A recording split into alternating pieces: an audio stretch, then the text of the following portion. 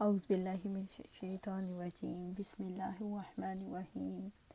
رب اشرح لی صدری ویسر لی امری واحلل عقدۃ من لسانی یفقہوا قولی۔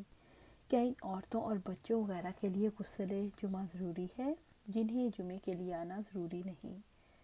ابن عمر رضی اللہ تعالیٰ عنہ بیان کرتے ہیں کہ غسل ان لوگوں کے لیے ضروری ہے جن پر جمعہ ادا کرنا واجب ہے۔ حضرت عبداللہ بن عمر رضی اللہ تعالیٰ عنہ سے روایت ہے، انہوں نے کہا، میں نے رسول اللہ صلی اللہ علیہ وآلہ وسلم کو یہ فرماتے ہوئے سنا، تم میں سے جو شخص جمعے کی نماز کے لیے آئے تو وہ غسل کرے۔ حضرت ابو سعید خدری رضی اللہ تعالیٰ عنہ سے روایت ہے، آپ صلی اللہ علیہ وآلہ وسلم نے فرمایا، جمعے کے دن غسل کرنا ہر بالغ مرد کے لیے ضروری ہے۔ ابو ہریرہ رضی اللہ تعالیٰ عنہ سے روایت ہے، انہوں نے کہا، آپ صلی اللہ علیہ وآلہ وسلم نے فرمایا، ہم بعد میں آئے ہیں لیکن قیامت کے دن سب سے آگے ہوں گے، فرق صرف اس قدر ہے کہ انہیں ہم سے پہلے کتاب دی گئی اور ہمیں بعد میں ملی۔ چنانچہ جمعے کا یہ دن جس کے متعلق اہل کتاب نے اختلاف کیا لیکن اللہ تعالیٰ نے ہمیں اس کی رہنمائی کر دی، اس لیے کل کا دن یہود کے لیے اور پرسوں کا دن نصارہ کے لیے ہے۔ پھر تھوڑی دیر خاموش رہے۔ اس کے بعد آپ صلی اللہ علیہ وآلہ وسلم نے فرمایا، ہر مسلمان کے لیے ضروری ہے کہ وہ 7 دن میں ایک دن غسل کرے جس میں اپنے سر اور جسم کو دھوئے۔ ابو ہریرہ رضی اللہ تعالیٰ عنہ سے روایت ہے، انہوں نے کہا کہ آپ صلی اللہ علیہ وآلہ وسلم نے فرمایا، اللہ تعالیٰ کا ہر مسلمان پر یہ حق ہے کہ وہ ہر 7 دن میں ایک دن ضرور غسل کرے۔ حضرت ابن عمر رضی اللہ تعالیٰ عنہ سے روایت ہے کہ وہ نبی صلی اللہ علیہ وآلہ وسلم سے بیان کرتے ہیں کہ آپ نے فرمایا، رات کے وقت عورتوں کو مسجد میں جانے کی اجازت دے دو۔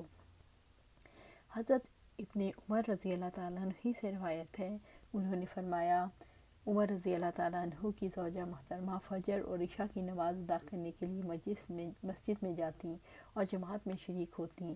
ان سے کہا گیا کہ تم باہر کیوں نکلتی ہو جبکہ تمہیں معلوم ہے عمر رضی اللہ تعالیٰ عنہ کو یہ ناگوار گزرتا ہے اور انہیں اس پر غیرت آتی ہے۔ زوجہ محترمہ نے جواب دیا، وہ مجھے روکتے کیوں نہیں ہیں، اس لیے ان کے لیے کیا رکاوٹ ہے؟ انہوں نے کہا کہ آپ صلی اللہ علیہ وآلہ وسلم کا یہ فرمان باعث رکاوٹ ہے، اللہ کی بندیوں کو اللہ کی مسجدوں سے مت روکو۔ اگر بارش ہو رہی ہو تو جمعے میں حاضری ضروری نہیں۔ حضرت عبداللہ بن حارث جو محمد بن سیرین کے چچا زاد ہیں سے روایت ہے کہ حضرت عبداللہ بن عباس رضی اللہ تعالیٰ عنہ نے بارش کے وقت اپنے مؤذن سے کہا، اشہد ان محمد رسول اللہ کے بعد حی علی الصلاۃ مت کہنا بلکہ اس کے بجائے صلوا فی بیوتکم کہنا، یعنی اپنے گھروں میں نماز پڑھ لو۔ لوگوں نے اس پر تعجب کیا تو انہوں نے فرمایا کہ ایسا اس شخصیت نے کیا تھا جو مجھ سے کہیں بہتر تھی۔ نماز جمعہ اگرچہ فرض ہے لیکن مجھے یہ پسند نہیں کہ تمہیں تنگی میں مبتلا کرتے ہوئے اس حالت میں گھروں سے نکلو کہ تم کیچڑ اور پھسلن میں پھسلتے رہو۔ ارشاد باری تعالیٰ ہے، جب جمعے کے دن نماز کے لیے اذان دی جائے تو اللہ کے ذکر کی طرف چلے آؤ۔ اس کے پیش نظر کتنی مسافت سے جمعے کے لیے آنا چاہیے اور کس پر جمعہ واجب ہے۔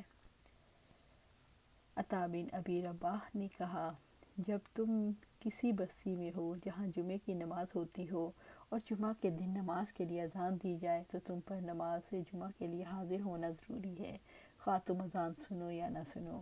حضرت انس بن مالک رضی اللہ تعالیٰ عنہ اپنے قصر محل میں رہتے تھے جو کہ زاویہ میں بصرہ سے 6 میل کے فاصلے پر تھا۔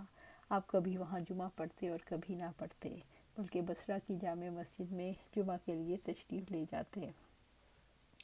اس کا مطلب یہ ہے کہ حضرت انس رضی اللہ تعالیٰ عنہ کے نزدیک اگر شہر سے 3 میل دور ہو تو اسے شہر میں جمعہ پڑھنا ضروری ہے، اگر اس سے زیادہ مسافت ہو تو جمعہ پڑھنے کے لیے شہر میں آنا ضروری نہیں۔ یہی وجہ ہے کہ قصر میں محل میں جمعہ پڑھنے یا نہ پڑھنے کا اختیار مروی ہے، جبکہ زرعی فارم پر اس قسم کی تخبیر روایت نہیں ملتی، یعنی اس طرح کا کوئی بات معلوم سے روایت نہیں ملتی، واللہ اعلم۔ نبی صلی اللہ علیہ وسلم کی زوجہ محترمہ عائشہ رضی اللہ تعالیٰ عنہ سے روایت ہے کہ انہوں نے فرمایا، لوگ اپنے گھروں اور مدینہ کے بالائی علاقوں سے نماز جمعہ پڑھنے کے لیے باری باری آتے تھے، چونکہ وہ گرد و غبار میں چل کر آتے اس لیے ان کے بدن سے غبار اور پسینے کی وجہ سے بدبو آنے لگتی، چنانچہ ان میں سے ایک آدمی آپ صلی اللہ علیہ وسلم کے پاس آیا جبکہ آپ اس وقت میرے گھر میں تھے۔